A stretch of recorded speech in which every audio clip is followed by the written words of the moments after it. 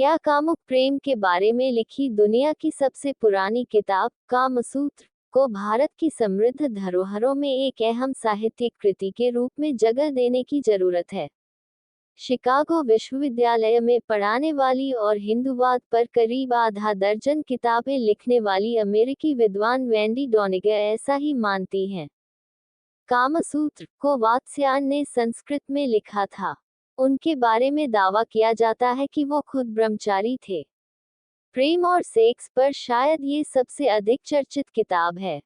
आप गूगल पर कामसूत्र टाइप करें और सिर्फ कुछ सेकंडों में करीब 1,40,00,000 परिणाम आपके सामने होंगे।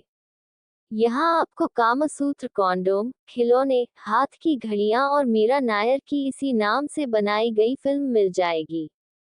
कॉस्मोपॉलिटन मैगजीन ने कास्मोस कामसूत्र प्रकाशित किया था, जिसमें 12 नई सेक्स भंगिमाओं के बारे में बताया गया था। लोग सोचते हैं ये गंदी किताब है। हो सकता है कि उन कारणों में से ये भी एक कारण हो, जिसकी वजह से डॉनिगर इस किताब को लेकर लोगों के बीच बनी गलतफहमियों को दूर करने के बारे में सोच रही हैं। उन्होंने कामसूत्र का अनुवाद भी किया है।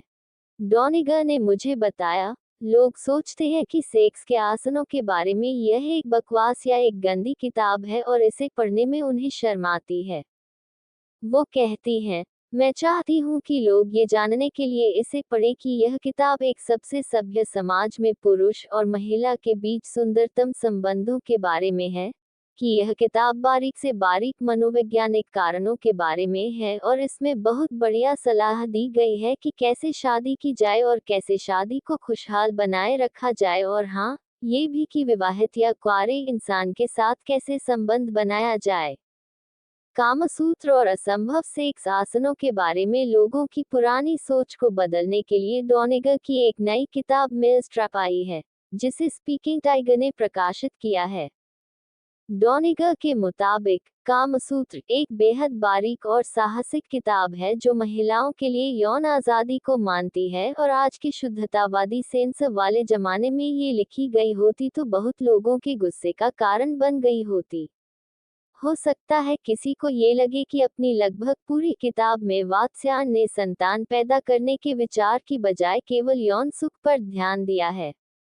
लेकिन एक तरह से वो प्राचीन हिंदू किताब मनुस्मृति में बताए धर्म की नैतिकता और जिम्मेदारियों को चुनौती देते हैं। मनुस्मृति के अनुसार आदमी का कर्तव्य है कि वो अपनी पत्नी के साथ तभी सेक्स करे जब गर्भ धारण की स्थितियां हों।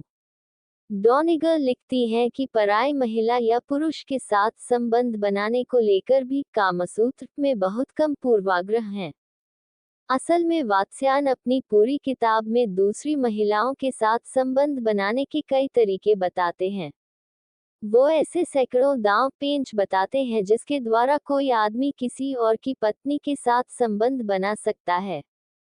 मनुस्मृति और कामसूत्र, लेकिन दूसरी ओर विवाहेतर संबंधों के बारे में वो अपनी ही बात को काटते हैं और अंत में इसके नुक्स निकालते हुए ऐसा न करने की चेतावनी देते हैं और दूसरों की पत्नियों की रक्षा करने की सलाह देते हैं। डॉनिगर कहती हैं कि घर में महिलाओं की हिस्सेदारी, तलाक और विधवा विवाह के बारे में मनुस्मृति के मुकाबले कामसूत्र में ज्यादा खुले विचार अपनाए गए हैं। कामसूत्र में पत्नी के जिस सबसे बड़े अधिकार के बारे में बात की गई है, वो है परिवार का खर्च चलाना, जबकि मनुस्मृति में कहा गया है कि एक पत्नी को खुले हाथ से खर्च करने वाली नहीं होना चाहिए। डॉनिगर के मुताबिक वात्स्यायन महिलाओं की यौनिकता के पक्ष में तर्क देते हैं और हाल तक यूरोप में जो मान्यता थी उससे भी कहीं अधिक सुंदर तरीके से। वो प्राचीन किताबों में लिखे उन पुराने पितृसत्तात्मक विचारों को भी खारिज करते हैं, जिनमें उस महिला को क्रूर सजा देने का सुझाव है, जो अपने पति के अलावा किसी और के साथ संबंध बनाती है। किसी संबंध को संपन्न करने के तरीकों के बारे में महिलाओं की सोच को लेकर भी कामसूत्र में बहुत जानकारी है। इसमें आश्चर्यजनक रूप से लैंगिक रुझान के आधुनिक विचारों के बारे में भी लिखा गया है। समलैंगिकता के बारे में ये पूरी तरह पूर्वाग्रह मुक्त है और इसमें जो टिप्पणियां की गई हैं, वो बाइसेक्सुअलिटी की ओर इशारा करती हैं। आश्चर्यजनक रूप से आधुनिक। डोनेगल लिखती हैं, लैंगिक रुझान के बारे में कामसूत्र के विचार आश्चर्यजनक रूप से आधुनिक हैं, जैसा हमें पहले से ही पता है। इसके जनाना और मर्दाना व्यवहारों के स्टीरियोटाइप वाकई शानदार हैं। कामसूत्र में महिलाओं की शिक्षा और यौन आजादी पर रुख के बारे में भी रोशनी डाली गई है। समलैंगिक गतिविधियों पर भी इसमें खुले विचार रखे गए हैं, जो कि प्राचीन भारत की किसी अन्य किताब के मुकाबले कहीं ज्यादा उदार है या कई मामलों में यह आधुनिक भारत से भी अधिक खुले विचार वाला है। तो क्या कामसूत्र एक महिलावादी किताब है या कामुक प्रेम वाली किताब? डोनेगल बताती हैं, खास संदर्भ में मैं इसे महिलावादी किताब नहीं कहूंगी, क्योंकि इसका मुख्य मकसद महिला अधिकारों के बारे में नहीं है और इसका बहुत सारा हिस्सा पुरुषों को संबोधित है, जिसमें उन्हें महिलाओं पर काबू पाने के तरीके बताए गए हैं। महिलाओं की बराबरी। लेकिन मेरा मानना है कि महिलाओं की बराबरी को लेकर महिलावादियों के तर्क के लिए ये काफी मददगार है, मसलन यौन सुख के बारे में उनकी बराबर की दावेदारी आदि। डोनेगल मानती हैं, आश्चर्यजनक रूप से यह एक बेहतरीन किताब है जिसके बारे में भारत में उस समय लोगों को मालूम था, जब यूरोपीय लोग सांस्कृतिक रूप से अभी पिछड़े थे। यह आज भी प्रासंगिक है। वो कहती हैं, एक बुनियादी मनोविज्ञान बार बार सही साबित होता है और आज की दुनिया में यौन हिंसा का जो स्तर है, उसमें इस तरह की एक ऐसी किताब की सख्त जरूरत है जो यौन इच्छा के स्याह पहलू को नियंत्रित करने और साथ ही की भावनाओं की इज्जत करने के बारे में हमें ज्ञान दे सके।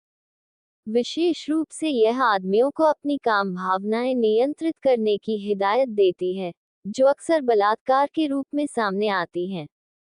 इसलिए मैं महसूस करती हूँ कि यह किताब 21वीं शताब्दी के लिए बेहद प्रासंगिक है।